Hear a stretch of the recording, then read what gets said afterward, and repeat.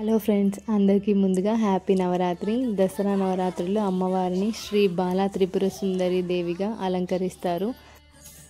అమ్మవారికి నైవేద్యంగా కట్టె పొంగల్ని సమర్పిస్తారు. కట్టె పొంగల్ ఎలా చేసుకోవాలో ఈ వీడియోలో చూసేద్దాము. ముందుగా ఒక కప్పు బియ్యానికి హాఫ్ కప్పు సాయి పెసలు వేసుకున్నాం. కొన్ని చోట్ల గ్రీన్ పెసలు యూజ్ చేస్తారు, కొన్ని చోట్ల సాయి పెసలు యూజ్ చేస్తారు. మేము సాయి పెసలు యూజ్ చేసి పొంగల్ చేసుకున్నాం. ఏది చేసుకున్నా టేస్ట్ మాత్రం చాలా బాగుంటుంది. బియ్యం సాయి పెసలు నీట్గా వాష్ చేసేసుకొని 5 కప్స్ ఆఫ్ వాటర్ వేసుకుంటే కరెక్ట్గా సరిపోతుంది. కుక్కర్ విజిల్ పెట్టేసుకొని 3 విజిల్స్ పెట్టుకుంటే కరెక్ట్గా ఉడికిపోతుంది.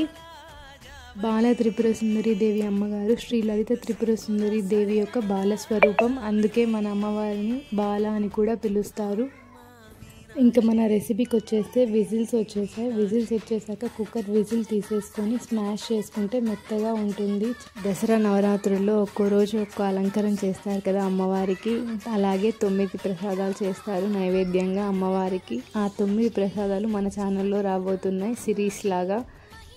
చూసి ట్రై చేసి మీరు కూడా అమ్మవారికి ప్రసాదంగా పెట్టండి మన నైవేద్యాలని.